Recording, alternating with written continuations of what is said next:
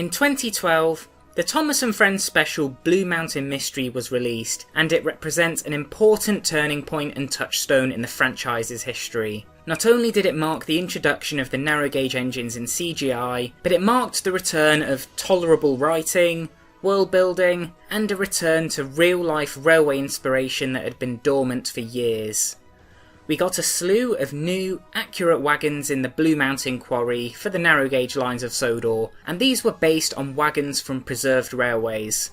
Most emblematic of all for this special and location in the show were the Blue Mountain Quarry branded coal wagons, based on those from the Festiniog Railway, with Bachmann's 009 Thomas range fleshed out with locomotives and more nostalgic pieces of rolling stock like the box wagons and slate trucks. The Blue Mountain Quarry wagons have finally been added to the range in 3 colours: red, green and brown.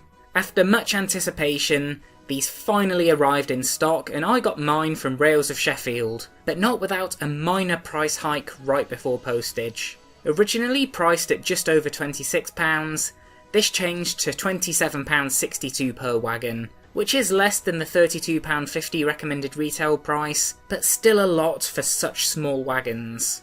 I'm not sure what I'll think of them, but they have now arrived in the standard Bachmann Thomas narrow gauge boxes. I picked up the green and the red one, and thankfully in person the red wagon doesn't appear anywhere near as bright as it does in the production photos. I did wonder whether the brown wagon would actually look more accurate to the red wagon from the TV show, but thankfully the red one is fine. What is obvious though is that this wagon is completely dependent on moulded detail, which is picked out with black paint, and while this looks fine, up close you can certainly tell. Some of the coverage isn't as fine as we've come to see on non-Thomas narrow gauge rolling stock. The Blue Mountain Quarry emblem is also fine, but appears to have a white nick here.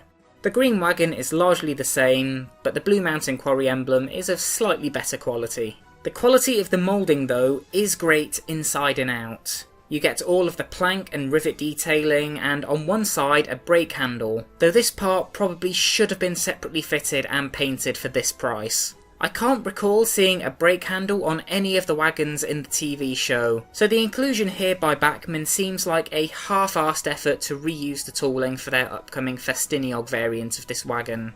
I'd have much preferred it if they left the brake gear off the Thomas wagons completely and fitted it separately to the Festiniog version. But they didn't do that, and we're stuck with a halfway house compromise that inflicts different disappointments for each version of the wagon. The ends of the wagon seem far glossier up close than the sides and interior do, so I'm not sure what's happened with the finish here. The planking, doors and framing on the end all appear correct to real life, but not to the wagons seen in the show that lack the cross bracing. There's also this odd, curved protruding section around the coupling that isn't present in the show or the real life wagons. I've no idea why Bachmann opted to model the wagon like this. Couldn't the coupling be set further back so this wasn't needed?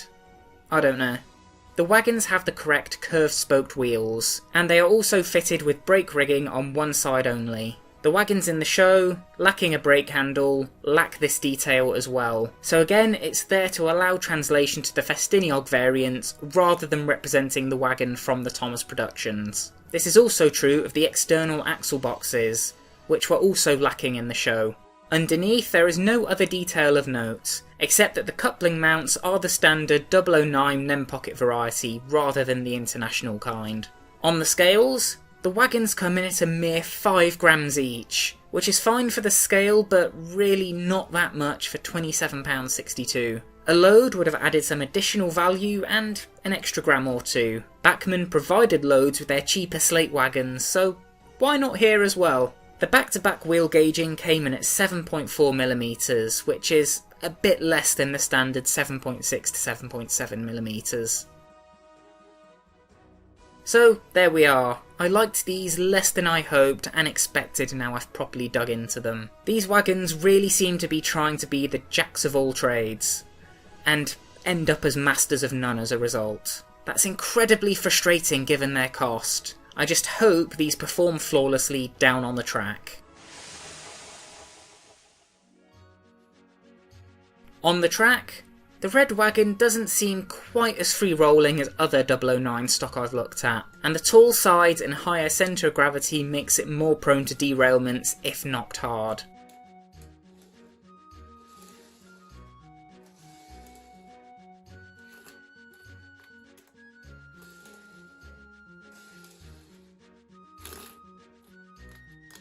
The green wagon was ever so slightly better running, but to be honest there was very little in it.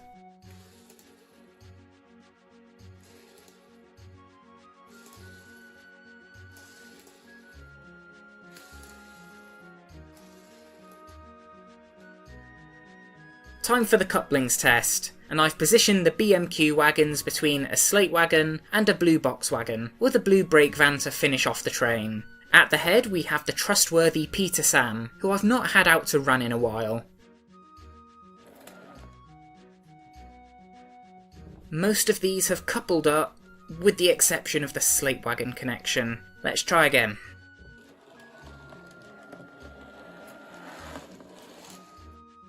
Peter Sam was a bit rough there, and the lightness bucked the red wagon up.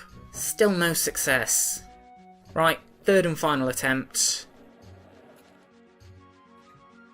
Again, it jutted the wagon upwards. That's enough chances. The hand of God is going to finish the job. 3 out of the 4 couplings did work unaided though, which is a decent amount. Time for the points test. Off they go. Or not. That's Peter Sam getting caught over the board join and not a fault of the wagons. Let's see how they do now the train is running with some momentum. They have no issues running down the platform's edge. Let's try the passing loop route next.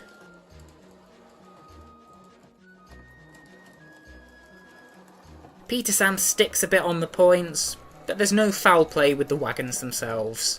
With the train running, there's no problems over the board joins.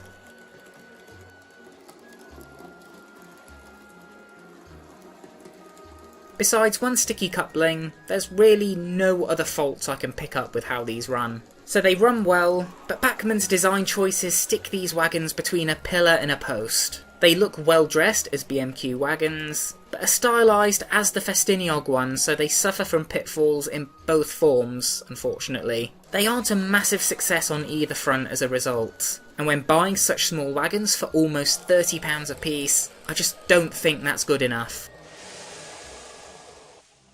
On to my final verdict. Decoration. These on the whole look good, but some of the painted detail could have been better. Under natural light, the glossiness isn't that much of a glaring issue and they look fine. The photo box was just a bit needlessly cruel and bright. Overall, I'm happy with the coloration and decals, so I'll give it the decoration point. Details and features. I bought these as Thomas models, but they suffer from too much unnecessary detail to reflect the models they are trying to be. That's an odd stance to have in this hobby, but these could have done without the braking gear and axle boxes to truly resemble the BMQ wagons from the show. I'd have preferred these wagons without these details, so yes, I am unhappy with the details that were included, and also by the fact that there was no load when this range has a precedent set with the slate wagons. I'm gonna have to deduct this mark. There's enough minor annoyances to really dampen my enthusiasm for these wagons. Quality. While I'm not happy with the braking gear being included in the tooling as simply moulded features, on the whole the rest of the tooling is well done. The back-to-back wheel gauging was slightly out, but that didn't cause any real issues. Besides a tiny speck on one of the decals, there was nothing wrong that tanked my opinion of the quality of what Bachmann has delivered, so I'll give the wagons the point. Performance. One coupling struggled, but overall there were no problems with how these wagons performed. I can't complain, so that's a quick and easy point scored. And finally, on to price. In my opinion, this one is very cut and dry. Bachmann have not delivered wholly accurate Blue Mountain Quarry wagons befitting of £27.62 each at the retailers. They are a hybrid of the CGI model and real life prototype, with as many drawbacks as there are positives. A wagon this small that is this expensive needs to hit the nail on the head with what it is trying to be. I know some of the cost is down to licensing, but if you're going to pay for a license to make these models, actually make the model rather than combining it with another product. I understand Bachmann want to get the most out of the tooling, and perhaps this was the only way such a project would be cost effective, so Bachmann must have deemed the compromises and perhaps the ensuing disappointment as acceptable. The facts remain though, and I feel there is no way that I can give these wagons the price point, so that's another deduction. So that's a middling score of 3 out of 5, making this a model I can recommend with caveats. It is not accurate to the Thomas wagons that they are trying to be, and as they are from the Thomas range, the tooling suffers when trying to be the Festiniog wagons Bachmann also want to make using this tooling.